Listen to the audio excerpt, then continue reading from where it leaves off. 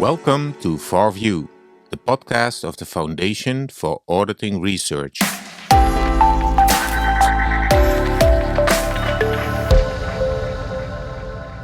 Our guest this time is Marshall Geiger from the University of Richmond. Marshall did a lot of research on going concern opinions. In this podcast, he will focus on prominent research findings in this important area. And he will tell us more on how Dutch auditors perceive these findings. Welcome, dear listeners and viewers, and of course, Mr. Marshall Geiger, Professor Marshall Geiger. We're here in a completely new setting, so I hope everybody likes it. Maybe, Marshall, just to start off, maybe you could tell us a bit about your background, particularly in the going concern area, how that developed. Sure. Back in the 80s, when I did my dissertation, I looked at the new, at the time, in 88, the new audit report that the Auditing Standards Board came out with. I did my dissertation on that. So I was interested in audit reporting from the start. And then a few years later, I ran into Kanan Raghunandan at a Northeastern AAA conference, and he was presenting a paper on going concern. And we talked at that conference and have been kind of friends ever since. So that was probably in the early 90s. So this has been an area that I've literally been in for 30 plus years. And it has not been exhausted yet as far as kind of the interesting questions and research that can be done. He was kind of the catalyst to get me thinking about going concern reporting as opposed to kind of the standard report formats and things like that. So we decided to do a project then, and led it to another project, and then plenty of projects. Okay. Maybe to go back to the basics, what's the purpose of a going concern opinion? So the purpose of a going concern opinion is to alert report readers that the underlying assumption of the financial statements is that the company is going to continue as a going concern. If that's not the case, then report readers need to be aware of that. And some of the financial statements would look different, but in the normal course of business, we just assume that companies will be around to use their machinery and depreciate it and are going to continue into the foreseeable future. But if there's an uncertainty with that assumption, then kind of all bets are off for kind of the normal course of perspective on the financial statements and the company itself. And that's where historically the auditor has kind of stepped in to alert report readers that there is an issue with that underlying assumption of continuing as a going concern. And more recently, preparers of the financial statements, the management has had more responsibility in that area than we have seen 30 or 40 years ago. It was exclusively the auditor's requirement, I guess, to report the going concern uncertainty to outsiders of the business. So now management has more responsibility to report some of that in their notes and other discussion areas. But early on, it was really solely the auditor's responsibility to kind of raise the red flag that the company might not be around, or that there's going to be difficulties that the company is going to have to work through to continue to be a going concern. Mm-hmm. And I think there's some differing opinions, I guess, on what the purpose of the going concern is, in the sense of, is it a prediction of failure? Is it a kind of a fait accompli that the company is going to dissolve and go bankrupt in the immediate future?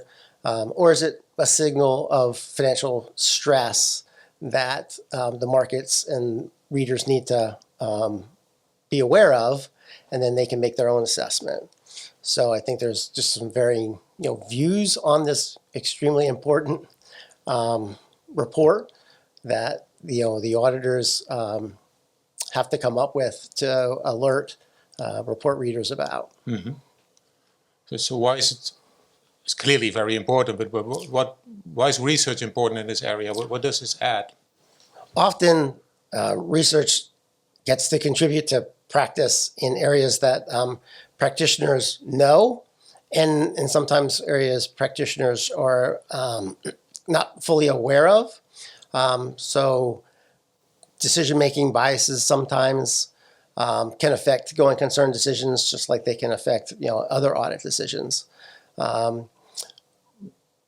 So auditors are keenly aware of all they have to do in the process of coming up with a going concern decision, whether giving the going concern opinion to the client or not giving it.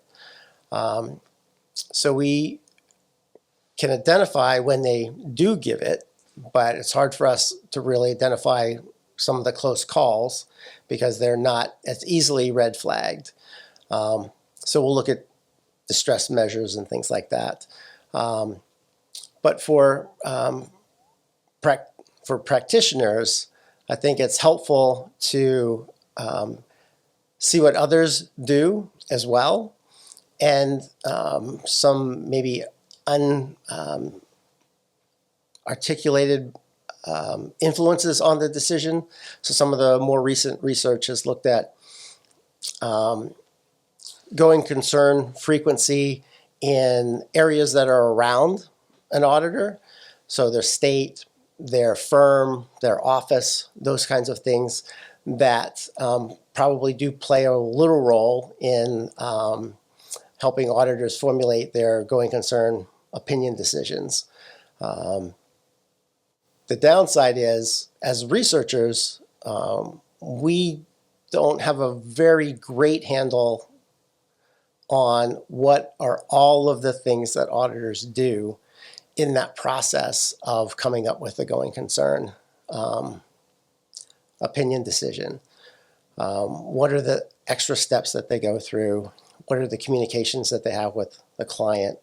What are the internal processes that they might need to go through? What's the internal tooling that they use to identify going concern risk, to then identify how to evaluate that risk, and then to come up with the going concern opinion decision, in the end.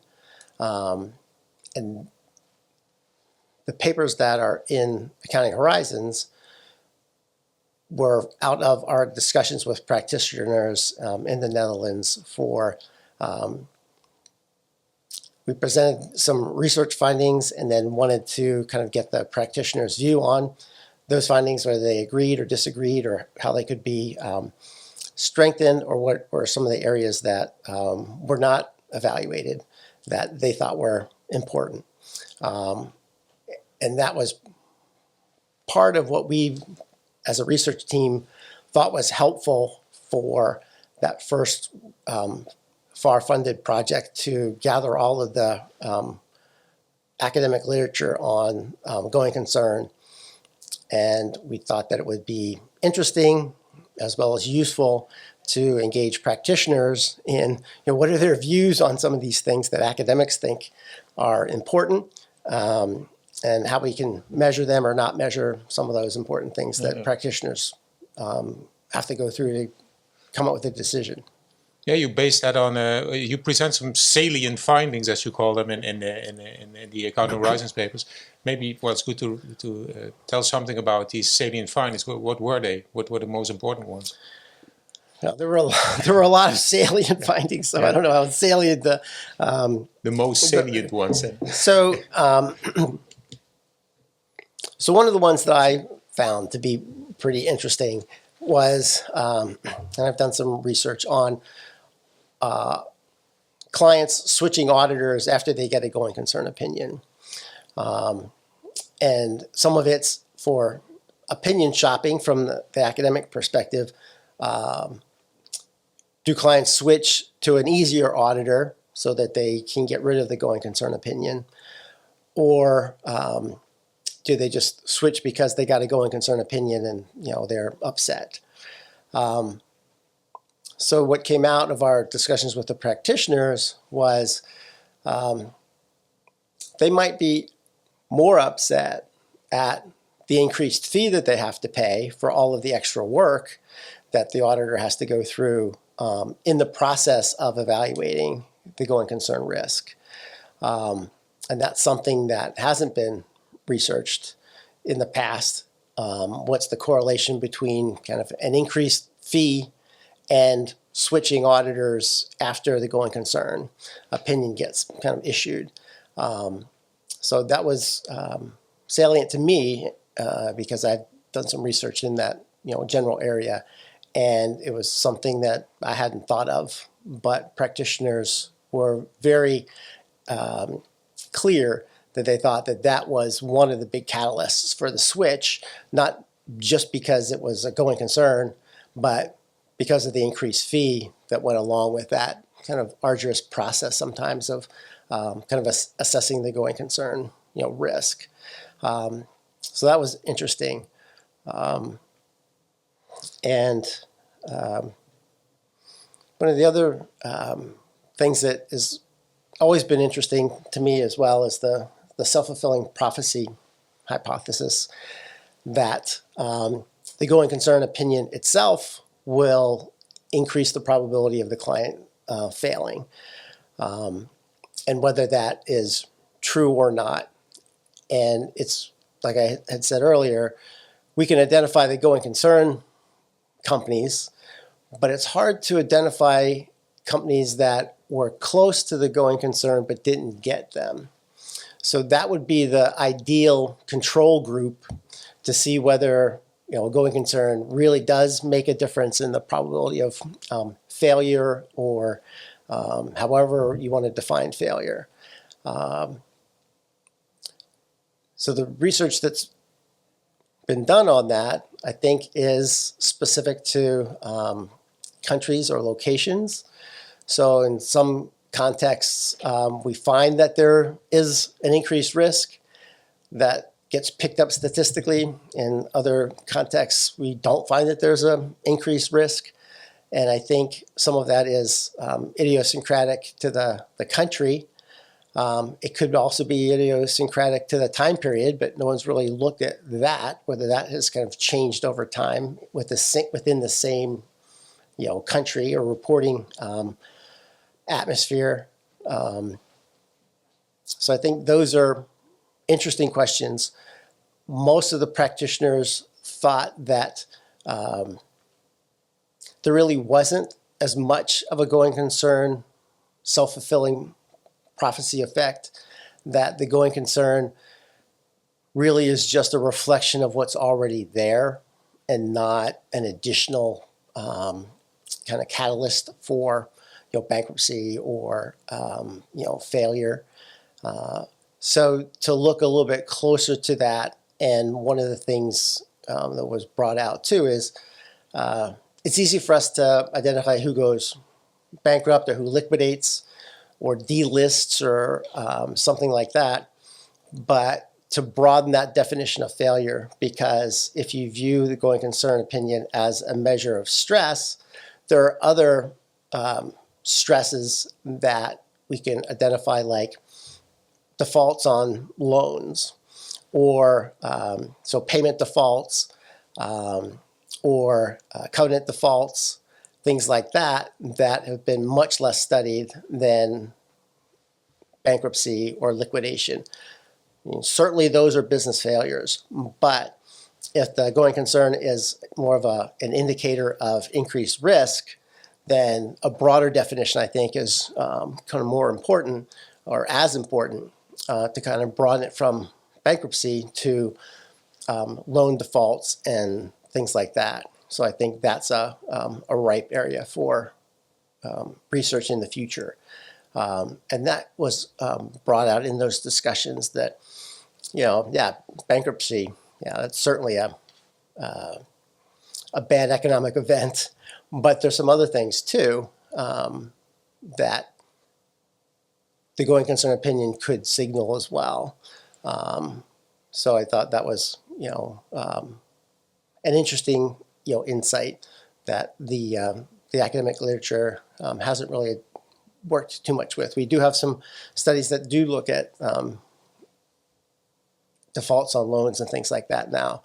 But I think it's taken decades to kind of get us to that point.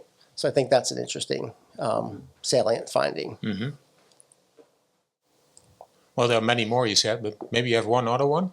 So one of the things that came out in our discussions with practitioners was the fact that sometimes clients intentionally want to delay the reporting of the financial statements because they want to just delay the bad news to the stakeholders.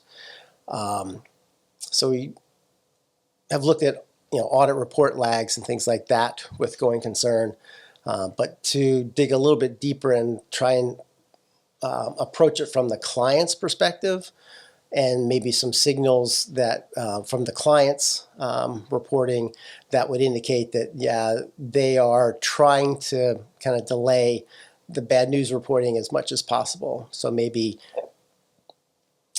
differences in management forecast guidance for earnings, something like that might be an indicator that if management waits a little bit longer to give that guidance because it's going to be negative, that might be more correlated with going concern opinions. So one of the practitioners had said, that would be a very interesting group to study. The group that really, that they could already tell their clients are trying to wait to tell their bad news to the shareholders or to the stakeholders. So that was interesting in the sense that taking an approach that looks at it from the client's position and what they would like, as opposed to the auditor's position and kind of what auditors have to do in this kind of decision-making process for going concern. So I thought that was kind of, very eye-opening, just to kind of start to think about it from the client's perspective more than the audit perspective. But that's probably because I'm an audit researcher and not, a financial reporting person per se.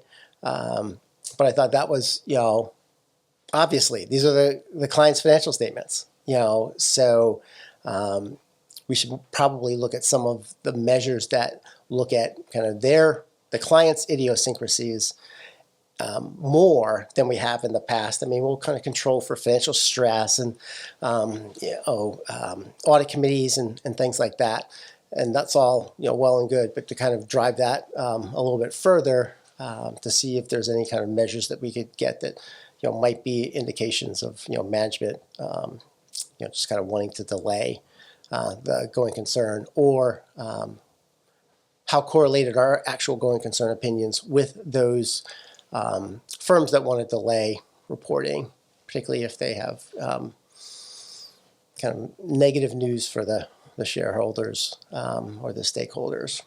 Well, what was the general experience that you had with talking to the practitioners about the findings? I think it was very interesting, and I do believe that they gave us honest responses to their perceptions of the research findings. So it was very encouraging to kind of hear practitioners talk about academic findings and whether they agreed or kind of disagreed with them. And I think the Dutch setting was perfect. I don't know if it would have been as well received if we did it in the U.S. That if clients of different or auditors from different firms would get together in one room and be as open and honest with their opinions about going concern decisions and processes and things like that, as we found. So I found what would be the reason for that? Litigation issues? Litigation. I think it's just we know what we know, and you know what you know, and we're not going to kind of mix it up. I think they certainly have their opinions, but I think just the sharing of information is a little bit less, in the U.S. environment. but I would love to try. I think it would be wonderful to get a group of the same kinds of practitioners together, from U.S. firms and do it, in the U.S. and see, what their responses would be. But when we did it, I thought it was, the responses were all, genuine.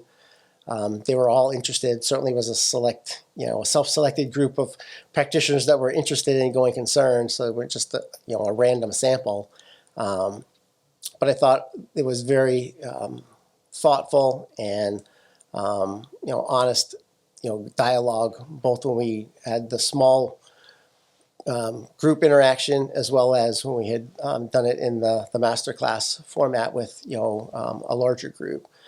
We had very consistent responses and perspectives from both of those groups, which is great to kind of confirm that these really are the perspectives that practitioners have for some of these research issues. Yeah. We will certainly put a link in the description of the podcast to the Accounting Horizons articles. Okay. But maybe you can conclude with some practical takeaways, maybe. Yeah. So I think that's always our difficulty in research. I think practitioners would like to know where are the cases where they should issue a going concern and where are the cases that they shouldn't. And I don't know if we're at that point in all of our research that we can offer definitive, this is a case ex ante that an auditor should issue a going concern or not.